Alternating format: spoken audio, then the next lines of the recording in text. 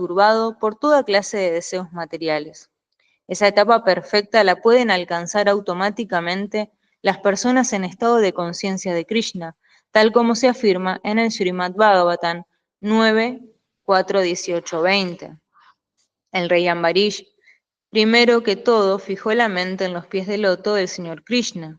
Luego, uno tras otro, ocupó sus palabras en describir las trascendentales cualidades del Señor, las manos en limpiar el piso del templo del Señor, los oídos en oír hablar de las actividades del Señor, los ojos en ver las formas trascendentales del Señor, el cuerpo en tocar los cuerpos de los devotos, el sentido del olfato en oler las esencias de las flores de loto ofrecidas al Señor, la lengua en saborear la hoja de tula así ofrecida a los pies del loto del Señor, las piernas en ir a los lugares de peregrinaje y al templo del Señor, la cabeza en ofrecerle reverencias al Señor y los deseos en ejecutar la misión del Señor. Todas esas actividades trascendentales son muy propias de un devoto puro.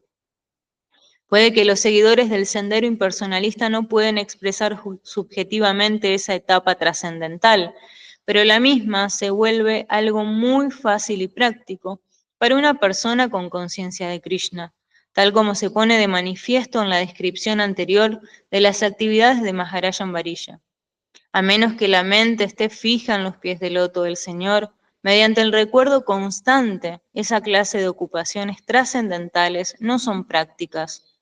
Por consiguiente, en el servicio devocional del Señor, esas actividades prescritas se denominan archana, o el proceso de ocupar todos los sentidos en el servicio del Señor. Los sentidos y la mente requieren de ocupaciones. La simple abnegación no es práctica, de modo que para la generalidad de la gente, especialmente para aquellos que no están en la orden de vida de renuncia, la ocupación trascendental de los sentidos y la mente, tal como se describió antes, es el proceso perfecto para el logro trascendental, que en el Bhagavad Gita recibe el nombre de yukta.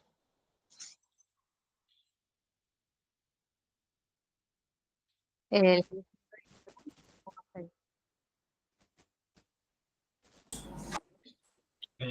No se escucha con Mati, parece. ¿Leemos el 19, Prabhu, o lo dejamos hasta acá? No, lo leemos, así ya leemos todo y después charlamos. Bien. Texto 19. Así como una lámpara no tiembla en un lugar en el que no hay viento, asimismo el trascendentalista, cuya mente está controlada, siempre permanece fijo en su meditación en el ser trascendente.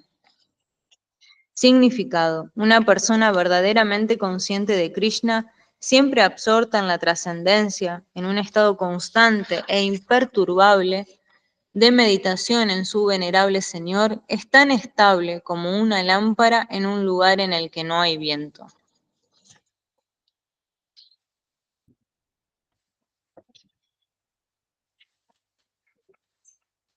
Mm.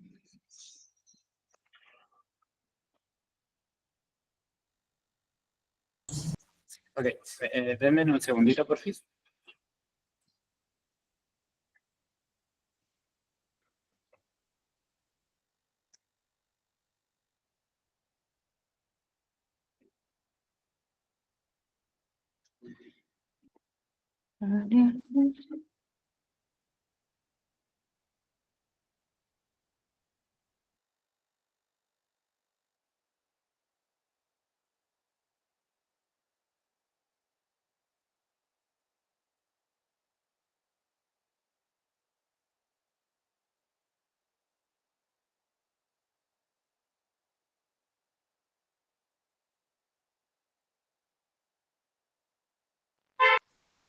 Ahora sí, perdón.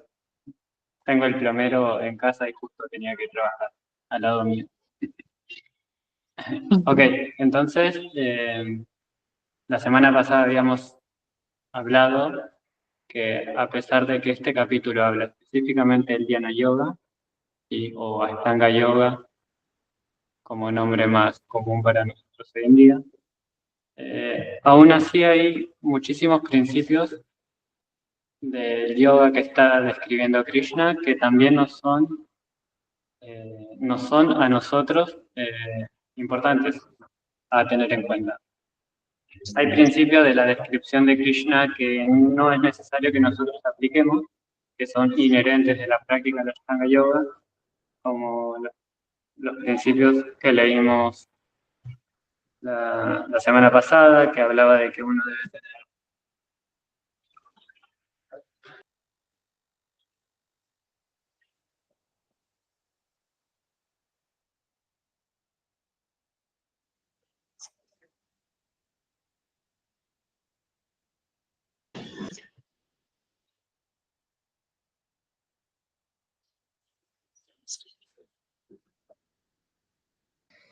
Se le desconectó al devoto, pero vamos a esperar un poquito hasta que vuelva y si no, bueno, seguimos nosotros.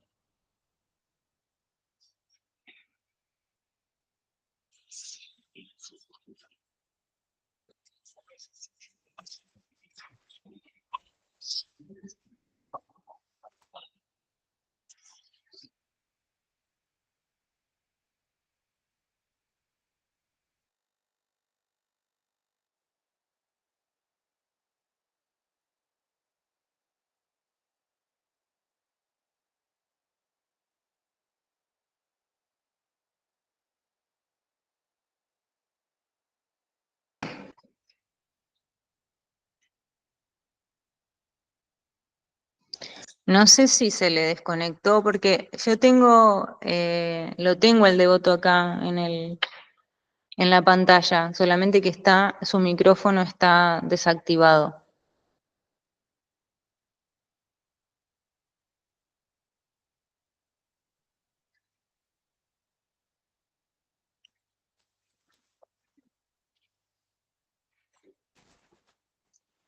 Pero bueno, podemos ir explicando un poquito de que en esta parte del capítulo 6, Krishna está explicando de lo que realmente es un yogi, ¿no? Cuáles son sus prácticas y cuáles son sus regulaciones. Y este tipo de regulaciones vienen muy bien para todos los practicantes del yoga, ¿sí? Ya sea Bhakti Yoga o cualquier tipo de yoga, en este caso que está hablando del Dhyana Yoga. Igualmente, como Krishna dice, un verdadero yogi, ¿no? Entonces, esas prácticas de regulación no vienen al comienzo, ¿no? De como cuando uno conoce esta práctica, por ejemplo, del Bhakti Yoga, ¿sí? No es que enseguida que uno comienza con el proceso del Bhakti Yoga es que estas regulaciones son, son puestas en práctica enseguida. ¿Sí? Esto es un proceso y cuando uno ya está, sí, cuando uno ya está realmente, a ver cómo podríamos decirlo, cuando, cuando ya asimilamos, ¿sí? Las diferentes tipos de práctica y el conocimiento de por qué vamos haciendo las cosas que hacemos, como por ejemplo no comer carne, que se describen más adelante, ¿sí? Cómo son las modalidades, la modalidad de la pasión, de la ignorancia, de la bondad, cuando ya el proceso en sí ya nos sitúa, ¿sí? Cuando empezamos a cumplir los 4 principios, cuando empezamos a cantar las rondas, todas estas actividades diarias de regular el sueño, de regular lo que comemos, de regular las cantidades, todo eso es para una meta final que es el servir mejor al Señor, ¿no? Que nosotros podamos estar mejor. Eh, ¿Quieres seguir, Prabhu? Yo ya arranqué porque no. Perdón, no, está bien, sigue así. Bueno, cierro con eso que estaba diciendo de que todas estas regulaciones que vamos a ir incorporando, en verdad son solamente para que nosotros podamos servir adecuadamente a Krishna en esta última instancia, ¿no? Porque al regular el sueño, al regular los alimentos, al siempre estar consciente de ofrecer todo al Señor, todo eso es puramente un beneficio, ¿no? Que coloca en una modalidad superior que nos permite a nosotros también brindar un servicio, ¿sí?, a Krishna y a los devotos que es muy, muy exaltado, ¿no? En verdad. Porque sin todas estas regulaciones, automáticamente si uno no hace austeridades o no regula las actividades diarias, claramente es el servicio que uno va a llegar a prestar no va a ser igual, ¿sí? Porque la conciencia no va a estar bien situada tampoco, porque si nos dormimos muy tarde, al otro día no nos podemos levantar para cantar nuestras rondas temprano, si comemos más de lo necesario, después nos da mucho sueño y no rendimos correctamente. ¿Qué más decía? Recrearse, bueno, recrearse, trabajar, también no trabajar más de lo necesario, ¿sí? Son todas cosas como actividades diarias, ¿no? A las cuales nosotros tenemos que colocarle un equilibrio, ¿sí? Para no estar en la modalidad de la ignorancia, tampoco estar en la modalidad de la pasión, ¿sí? Así que si alguien quiere decir algo, puede abrir su micrófono y... Es como una disciplina, ¿no? No porque hacemos bhakti yoga, que se puede llegar a considerar, las personas que no tienen conocimiento pueden llegar a considerar que es una práctica muy liviana. En verdad es todo lo contrario, o sea, hay toda una disciplina detrás como cualquier otra práctica, ¿sí? Que lo único que eso genera es un buen desarrollo en el estado de conciencia. Entonces, en cualquier práctica que uno realice, la disciplina tiene que estar. Entonces, en este caso, los 4 principios, el canto de las 16 rondas a la mañana temprano, tiene todo un motivo, un porqué. Y eso es lo que se está hablando en este capítulo, ¿no? De la disciplina que tenemos que desarrollar, porque es un desarrollo, no es que, como decía al principio, no es que uno comienza a estar con los devotos o comienza a cantar Hare Krishna y enseguida la disciplina ya está incorporado, no, es algo que se va desarrollando y es algo que también uno va decidiendo colocar.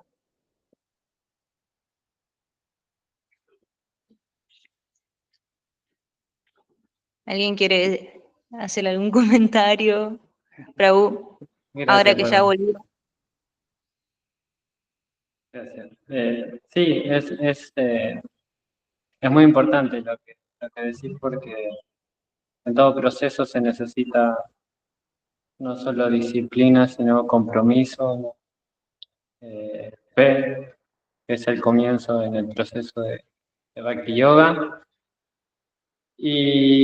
Y ese compromiso y esa determinación van endureciéndose a medida que logramos darle el valor que requiere el proceso, ¿no? Puede que a veces cuando nuestra fe es un poco débil y a falta de experiencia, no valoremos muchos aspectos del Bhakti Yoga como deberíamos valorar, ¿no? A veces incluso podemos infravalorar la asociación con devotos y podemos infravalorar la asociación con un maestro espiritual. Podemos infravalorar incluso el poder de cantar Hare Krishna, ¿no? Que es algo irónico en un sentido, porque siempre hablamos de la importancia de cantar, pero si realmente creyéramos que es el único método, desde un principio cantaríamos o intentaríamos cantar de la mejor manera, ¿no? Y a veces, o por lo menos hablo por mí, no le damos el valor que requiere. Y eso provoca que la determinación y el compromiso sean siempre inestables, ¿no? Pero Krishna da la raíz del problema, ¿no? De por qué la determinación saquea, y también da la solución. Y en estos versos que estamos viendo, nos está dando la solución. Y la raíz del problema ya lo dio en el capítulo 2, y no me acuerdo si es el texto 40 o 44, donde dice que las personas que están muy apegadas al goce de los sentidos, no se le presenta la determinación resuelta para practicar yoga. ¿Sí? Entonces, cuando estamos muy apegados a satisfacer nuestros sentidos sin Krishna, la determinación para, con el proceso de Bhakti Yoga o para cualquier tipo de yoga, flaquea, ¿sí? Se vuelve débil, fluctúa, tanto la determinación como el entusiasmo.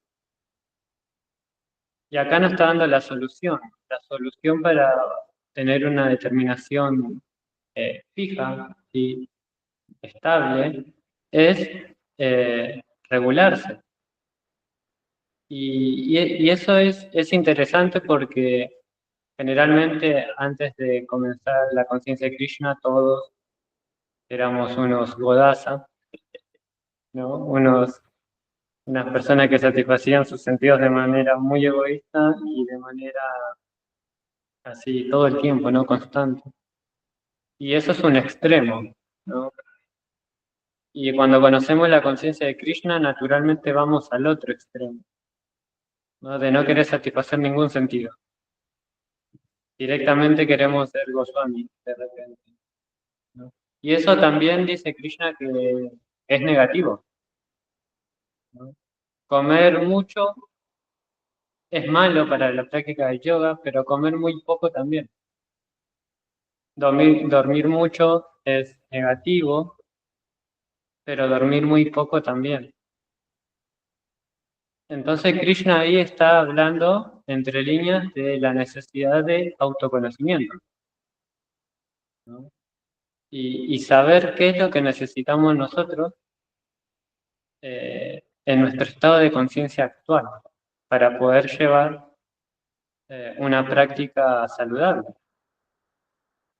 ¿no? Entonces Prabhupada en uno de los significados que leímos dice que una persona necesita dormir 6 horas, ¿no? Una persona que practica una vida saludable, por lo menos. Pero a veces hay personas que necesitan dormir más porque vienen de una vida de irregularidades en cuanto a la situación de sus sentidos, ¿no? Y por ahí necesita dormir 8 o 10. Generalmente cuando una persona es muy avanzada espiritualmente, no duerme ni siquiera 6 horas, ¿no? Pero para dar unos ejemplos, hay personas que duermen 4 o 2 horas. Pero siempre es buscar el equilibrio de lo que nos hace bien según el estado de conciencia actual. Y eso es todo un arte, ¿no? Porque a veces podemos confundirnos y hacer más austeridades de las que podemos, y eso, como dijimos en la clase pasada, el exceso de austeridades endurece el corazón, y eso es todo lo contrario al Bhakti Yoga, ¿no? El Bhakti Yoga atina a que nuestro corazón se ablande por completo, y el exceso de austeridades lo endurece el corazón. Entonces se vuelve problemática el mantener relaciones con otros devotos o otras devotas de manera saludable, y hay un mal entendimiento de la filosofía. Entonces se vuelve todo un inconveniente de algo un poco más sencillo. Entonces, todo esto es para hablar de la importancia de un equilibrio según lo que necesitamos hoy en día, hoy, en este momento. Que a medida que avancemos espiritualmente, esas necesidades van a cambiar. Seguro comamos menos, seguro durmamos menos, pero uno tiene que aceptar lo que necesita y tratar de no exceder en eso. Y no sentir vergüenza si alguien tiene que dormir 10 horas para estar bien, o tiene que comer 3 platos de frazada para estar bien. Menos cuando uno va al templo, ¿no? Todos los grijastas cuando vamos al templo sufrimos un poco, porque generalmente dormimos poco en el templo. Pero bueno, el templo, como hablamos con Padmavati hoy antes de la clase, estar en los templos te da una energía extra, un plus, que te ayuda a hacer servicio aunque uno esté cansado. Pero imagínense ustedes que si, por ejemplo, una persona necesita dormir 8 horas, ¿no? Y lee este significado y duerme 6 horas, se esfuerza a dormir 6 horas o menos, y después se está arrastrando los pies, ¿no? No sirve para nada. Tiene sueño todo el día. Eso no es favorable. No va a tener energía para cantar su ronda, no va a tener energía para nada, ¿no? Uno cuando está muy cansado físicamente causa un impacto en la mente también. Entonces la mente termina ganando esas batallas, ¿no? Entonces uno por ansiedad termina no ofreciendo la comida, ¿no? Se vuelve un inconveniente en general para la práctica el hecho de dormir, en este ejemplo, menos de lo que uno debería. Y si dormimos más de lo que deberíamos, bueno, Prabhupada ya nos explicó lo que pasa, ¿no? Mismo si comemos de más.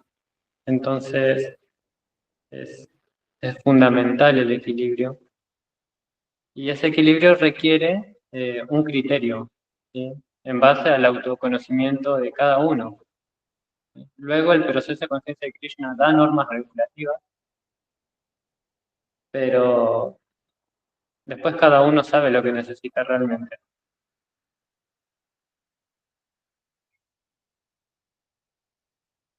No sé si quieren decir algo de todo eso.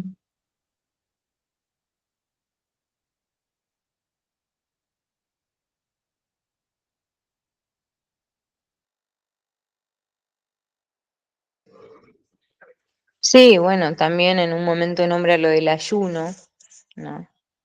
Y que todos estas regulaciones también que se mencionan no son una especulación, ¿no?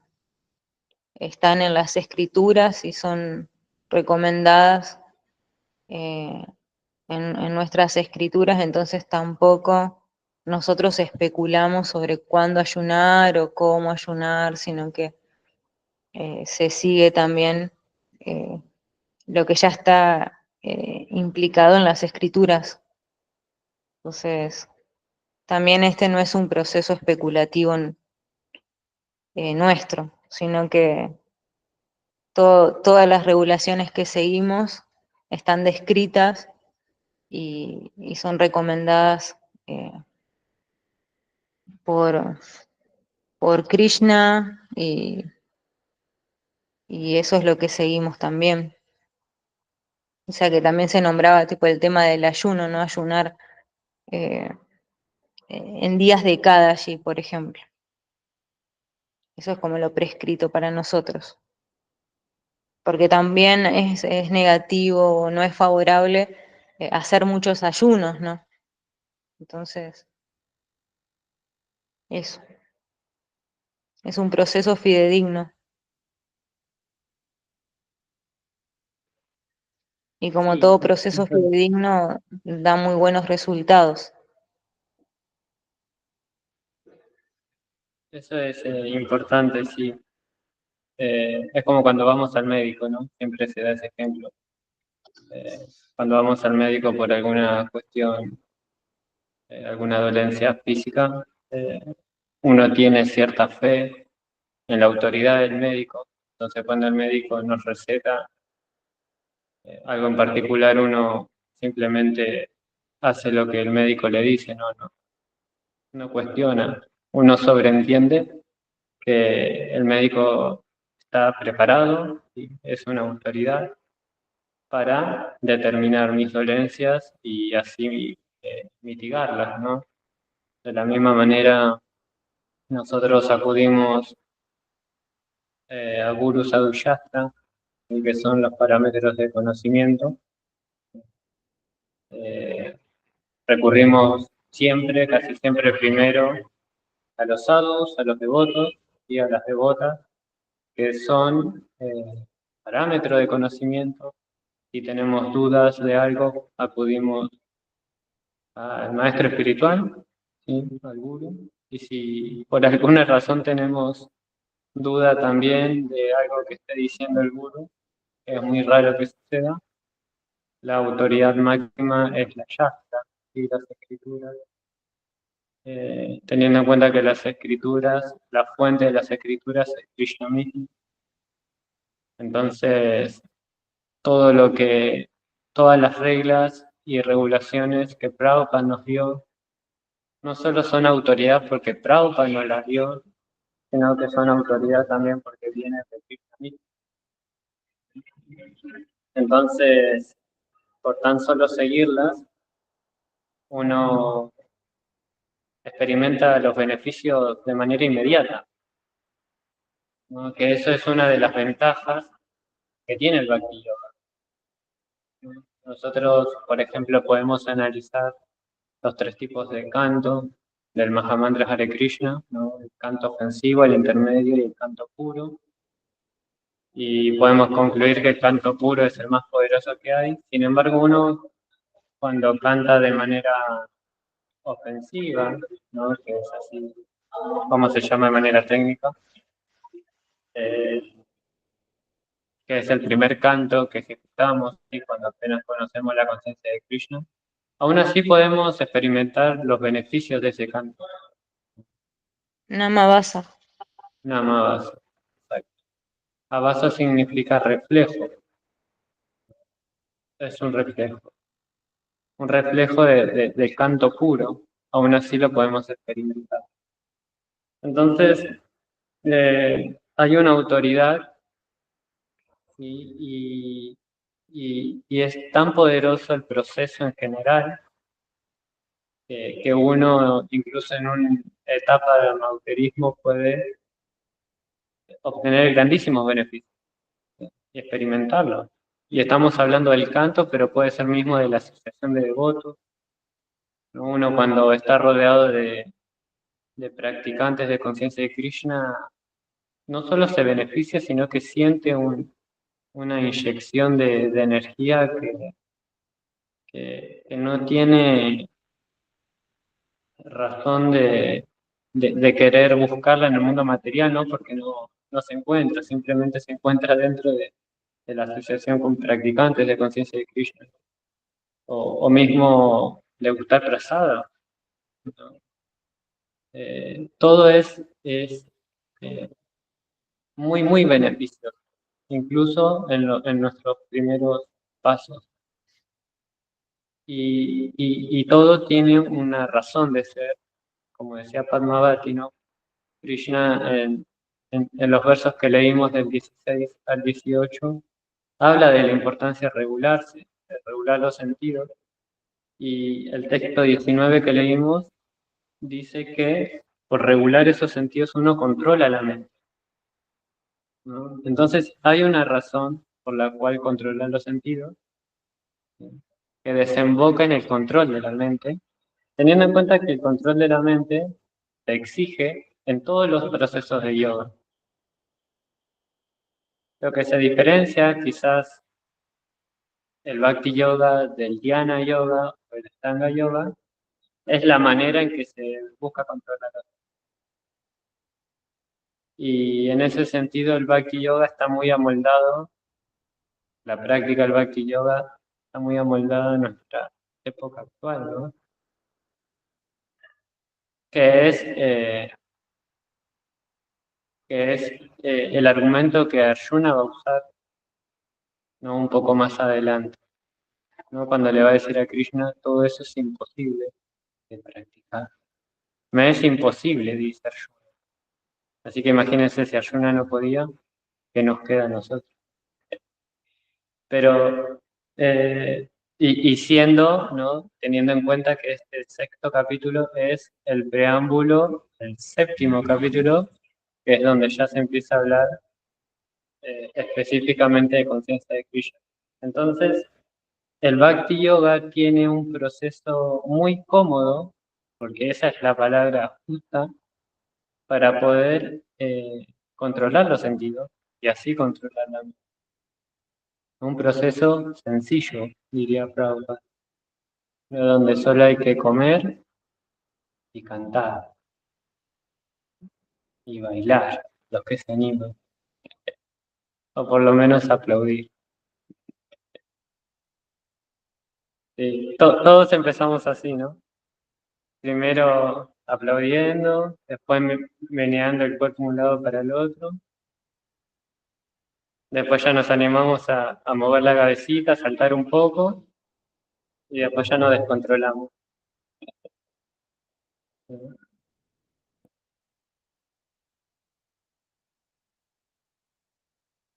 Entonces es relativamente fácil en un sentido el proceso de conciencia de Krishna.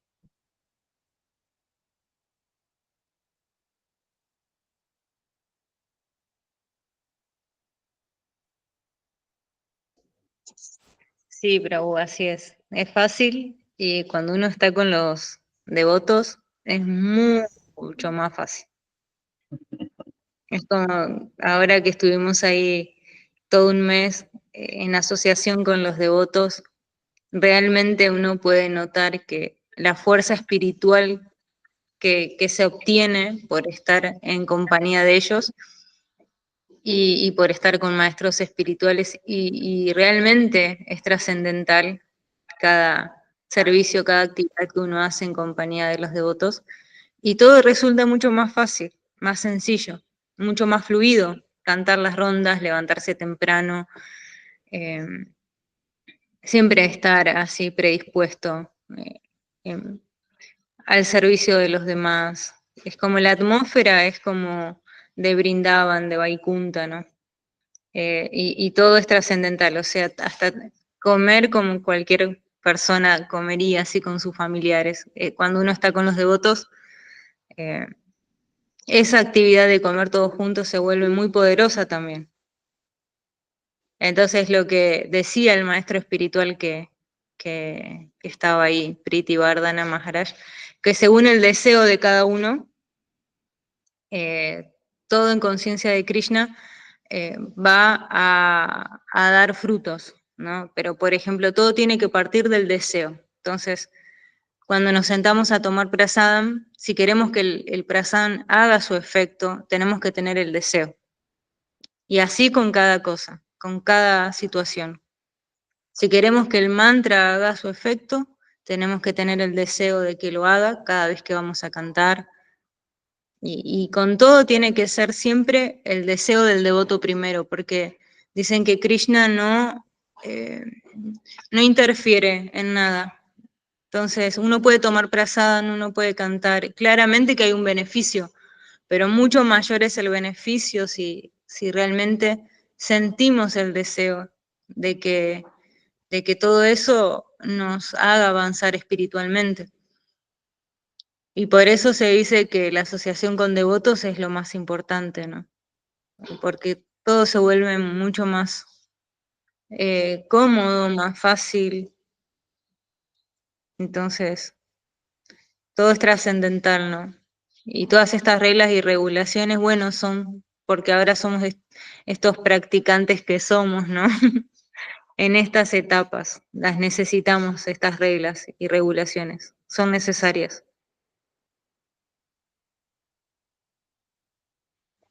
Eh, se despierta, se despiertan todos los deseos espirituales rodeados de devotos. Sí, sí, sí, sí.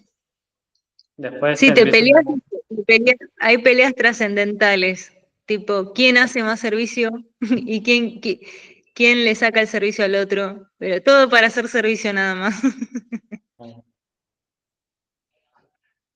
Y cuando estamos lejos de los devotos, se despiertan otros deseos, ¿no? Sí, Por eso es importante asociarse con devotos, ¿no? Es peligroso estar y, solo. y sí, porque ellos realmente contagian eh, las buenas cualidades, ¿no? Es como que uno también se contagia, por ejemplo, se van a dormir temprano porque al otro día quieren estar bien impecables así para cantar el santo nombre, para estar rodeado de maestros espirituales, para dar buen ejemplo, para todo. Y automáticamente uno se contagia y también quiere copiar, entre comillas, no quiere seguir ese ejemplo, ¿no? De buenas cualidades. Entonces, como hablábamos cuando estaba Bhakti-Bhuyan Swami, decíamos, ¿no? Es imposible no encontrar que los devotos siempre son mejores que uno. O sea, es como que nosotros éramos muchos, ¿no? Y siempre había un devoto que cocinaba mejor, siempre había un devoto que hacía mejor la guirnalda, siempre había un devoto que limpiaba mejor. Siempre está eso, y eso es lo lindo, ¿no? Uno, cuando está con los devotos, automáticamente también se te acomoda el ego. O sea, porque todo es trascendental, hay envidia trascendental o competencia trascendental en algún punto, pero uno está apreciando a los devotos en ese sentido. Entonces, automáticamente querés mejorar.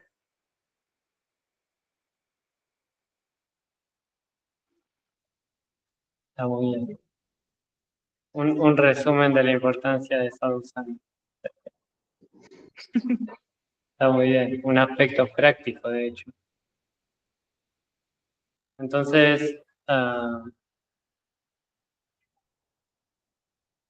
es más sencillo practicar conciencia de Krishna rodeado de personas que practican la conciencia de Krishna. Y dentro de ese grupo tenemos personas más adelantadas que nosotros, mucho mejor, ¿no? Siempre tenemos que buscar una asociación de personas más avanzadas que nosotros y hacer amistades con nuestros iguales, pero siempre es recomendado estar rodeado de devotos. Mientras más confianza haya, mejor, ¿sí? Porque es más fácil ejecutar los intercambios amorosos. Es más fácil revelar la mente a un devoto o una devota cuando hay confianza, ¿sí? Hacer amistad entre devotos. Y así es más fácil practicar conciencia de Krishna, ¿no?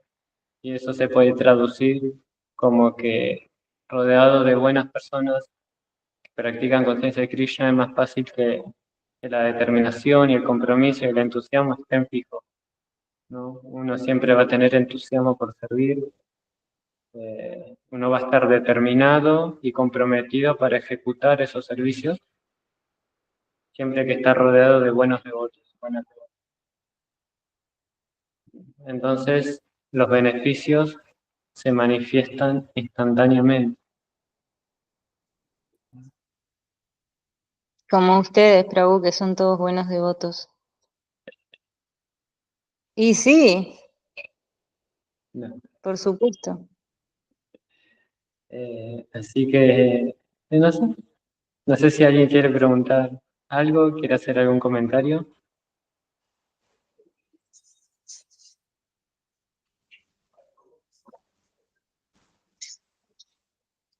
Entonces creo que podemos ir cerrando, si les parece.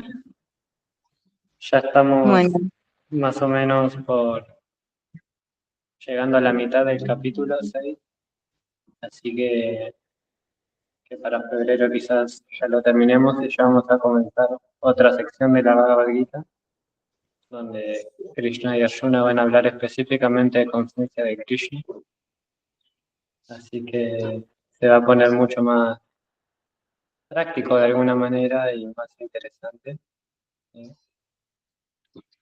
Así que nada, les agradezco mucho por conectarse con nosotros, acompañarnos todo este año, usar su tiempo para leer la Bhagavad Gita con nosotros, acompañarnos, brindarnos su asociación, que es fundamental. Para Bahía Consciente, los programas de los viernes Bhagavad Gita se volvieron muy importantes. Así que nada, les queremos agradecer mucho. Y Bueno, no sé si celebran la Navidad con el mismo entusiasmo que nosotros acá, así que de todos modos les deseamos felices fiestas. Nosotros somos amigos de todo tipo de otros procesos, así que celebramos la Navidad también, lo más consciente de Krishna posible. Aprovechamos la oportunidad para darle prasad a toda la familia. Es un buen momento. También diciembre Total. siempre es especial por el maratón de distribución del libro de Shila Prabhupada. La Navidad se puede usar como para estimular esa distribución a través de regalitos. Así que por todo eso y más les deseamos felices fiestas, que empiecen un buen año y nos estaremos viendo prontito. Muchas gracias. Muchas Muchas gracias. gracias por todo. Pedimos todas las glorias a Shila Prabhupada. Ya, es lo preocupado.